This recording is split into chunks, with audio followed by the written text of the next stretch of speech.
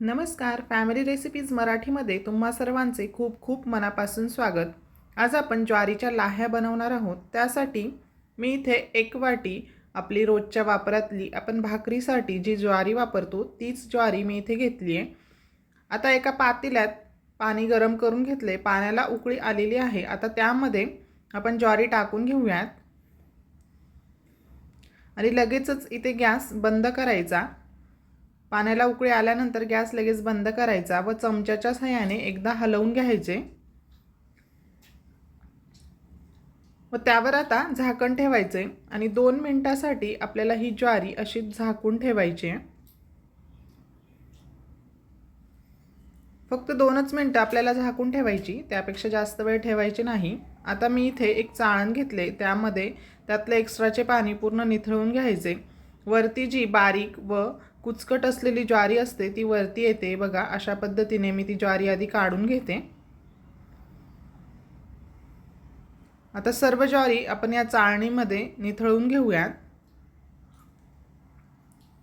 एकदा चमच्याच्या सहाय्याने हलवून घ्यायचे। ज्वारी पूर्णपणे थंड झाली व त्यातले पाणी निथळले गेले की एक सुती कपडा घ्यायचा व त्यावर आता ही ज्वारी पसरवून घ्यायची आणि त्या कापडाला पूर्ण ज्वारी कोरडी करून घ्यायची। त्या कापडानेच ही ज्वारी मी इथे पुसून घेते। हे बघा, कपड्याच्या सहाय्यानेच मी इथे ही ज्वारी पुसून घेते। ज्वारी पूर्णपणे मी इथे कोरडी करून घेतली। आता ती एका ताटात काढून घेऊयात व आता ही ज्वारी आपल्याला 8 ते 10 तास सुकवून घ्यायची।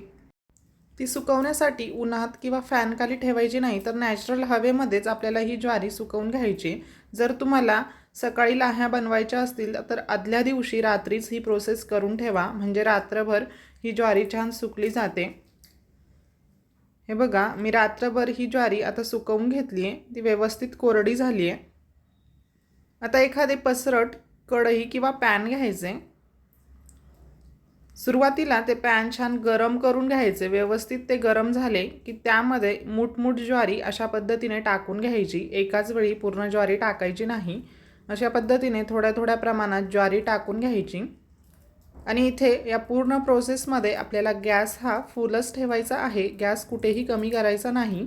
आणि एखादा सुती कापडा घ्यायचा व त्या कपड्याच्या सहाय्याने अशा पद्धतीने एकदा हलवून घ्यायचे व अशा प्रकारे ज्वारी फुटायला किंवा लाह्या तयार व्हायला सुरुवात झाली की त्यावर लगेचच झाकण ठेवायचे आणि गॅस हा आपल्याला फुलच ठेवायचा आहे। फुल आचेवर हे बघा, अगदी मस्त अशा या लाह्या तयार होतात।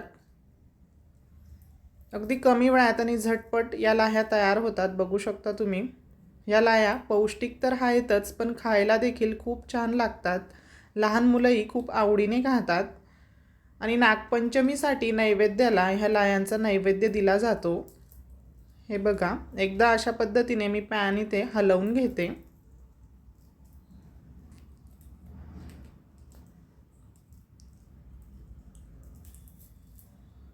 मस्तच, बघू शकता अगदी मस्त अशा या लाह्या इथे फुटतायत। याच पद्धतीने मी सर्व ज्वारीच्या लाह्या किंवा ज्वारीचे पॉपकॉर्न इथे तयार करून घेतले।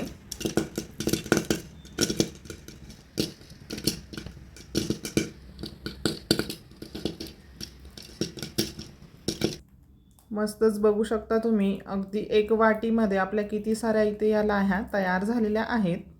या लाह्यांचा तुम्ही चिवडा देखील बनवू शकता। यामध्ये थोडे तिखट, हळद, मीठ घालून याचा चिवडाही चवीला खूप छान लागतो। सर्व लाह्या इथे तयार झाल्यानंतर एकदा ही कढई अशा पद्धतीने हलवून घ्यायची, म्हणजे घोळवून घ्यायची, म्हणजे वरच्या ज्या लाह्या फुटलेल्या असतात आणि जे ज्वारीचे दाणे असतात, काही दाणे राहिलेले असतात ते खाली जाऊन बसतात। ते दाणे जड असतात आणि लाह्या हलक्या असल्यामुळे त्या वरच्यावर येतात। अशा पद्धतीने त्या काढून घ्यायच्या। या प्रकारे ह्या नागपंचमीला तुम्ही देखील या ज्वारीच्या लाह्या नक्की बनवून बघा। रेसिपी आवडली असेल तर व्हिडिओला जास्तीत जास्त लाईक आणि शेअर करा। पुन्हा भेटूया अशाच एका मस्त आणि साध्या सोप्या रेसिपीमध्ये। तोपर्यंत धन्यवाद।